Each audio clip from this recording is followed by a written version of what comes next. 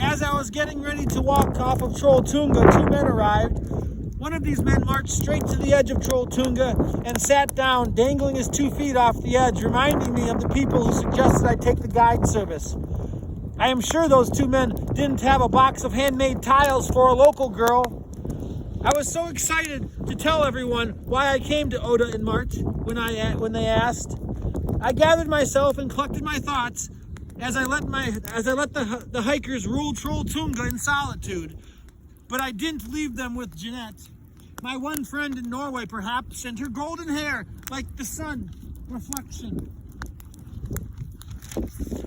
off frozen Ringasdalsvatnet. Below, my mind's eye as it was golden when we stood on Norges Storstesteina, and then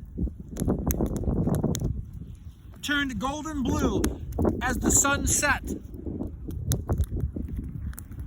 and created the half-light in the fjord as we said goodbye. And now I had to beat the sun to get back to Oda before I fell under the spell of the half-light once again. I had 9 miles to my car and it was early afternoon. I didn't even do the math to see how long the hike took me to get to Trolltunga. I changed my undershirt that was dripping wet and headed back. Not long after I left Trolltunga,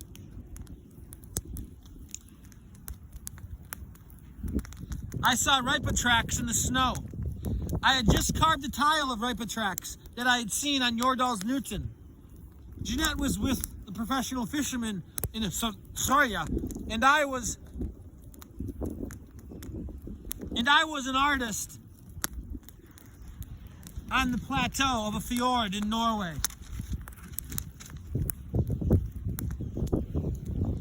At about the halfway point back, I could see the guides in the distance. I prepared myself to pass them on the trail.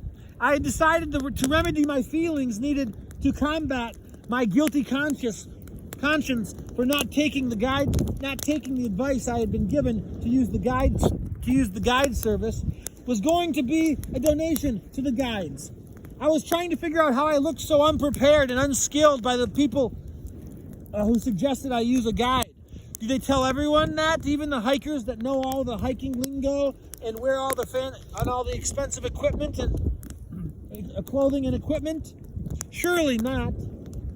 But I didn't blame them for asking me. But it made me feel like I appeared as a typical American. And if I appeared that way to them, then I also appeared that way to people on social media. But how could you make that snap judgment of an athletic man who is in the prime of his life running marathons? In fact, I had just climbed Jordalsnuten the night before. I went for a jog in town, and all of this was posted on social media, on my Facebook and Instagram. Maybe I'm being viewed as an arrogant man because of my unusual enthusiasm and to be visiting Oda in March.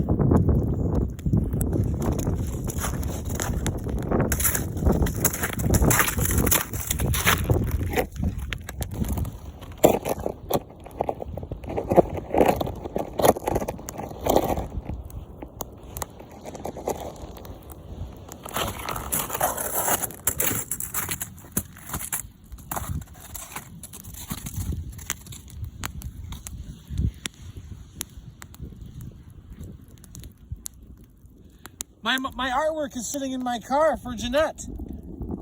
She didn't announce my arrival on her Facebook page, which was okay, but something unusual is happening. And as I could sense this, as I continued to try to understand the puzzle Jeanett was creating, and as I was becoming aware that perhaps I was being tested by her, this also changed how I viewed the community and people who were following me who lived in Oda.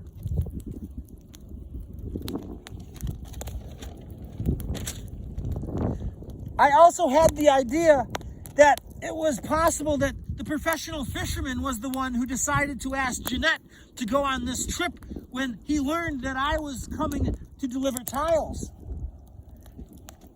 I had an open profile, and I announced when I was leaving for Norway. And I had tagged Jeanett in the photos of the tiles I created. It would have been easy for him to see that I was making art of Jeanett because I tagged her on Facebook as I was in the process of creating them. And then he could have, or someone else could have, followed me on my open profile to see what I was doing. Or maybe someone else was following, who was following Jeanett, a family member, or someone in the sports fishing industry who knew Jeanett well enough to understand her personality, felt like they needed to create a diversion upon my arrival. Yes, I am quite the conspiracy theorist.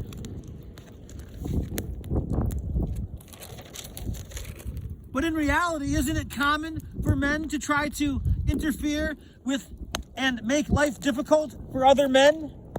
I do not intentionally interfere with other people's relationships, but we all know it happens. It would benefit Jeanett. Either way if someone was trying to interfere, because she would get to go on a special trip with a very well-known professional fisherman. Maybe I unintentionally caused that door to open for Jeanett long before it would have opened if I had not created the tiles. If someone was causing a diversion, it would have opened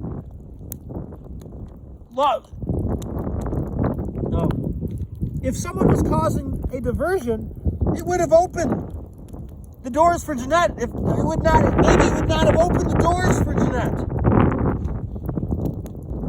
if I had not created the tiles.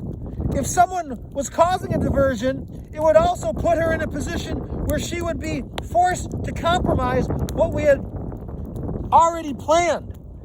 I knew as soon as I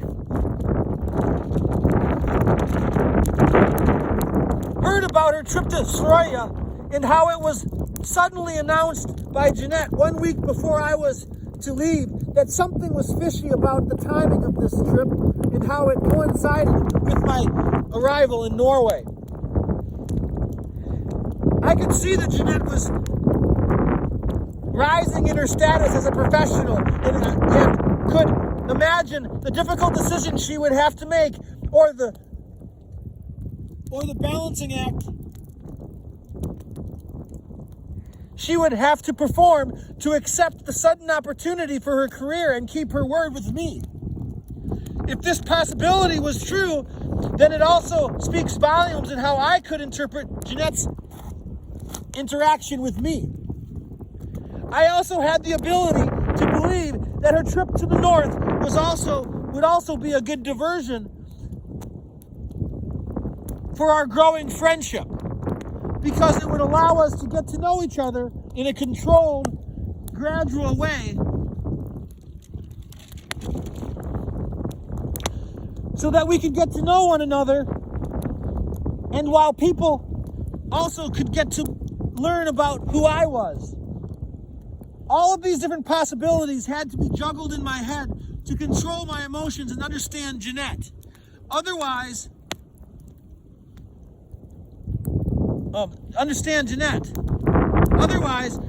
I could have easily been the man who doesn't feel like he's being given proper attention and gives up.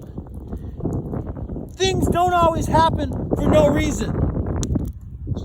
Things don't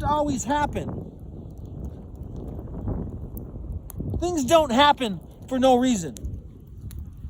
Jeanett gave me just enough emotion and information to balance on to keep my belief in us alive.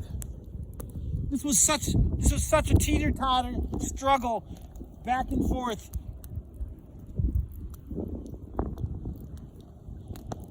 Every moment I had to whittle it. I was whittling down everything it always would get me to the point where there was still the possibility that she was interested in me.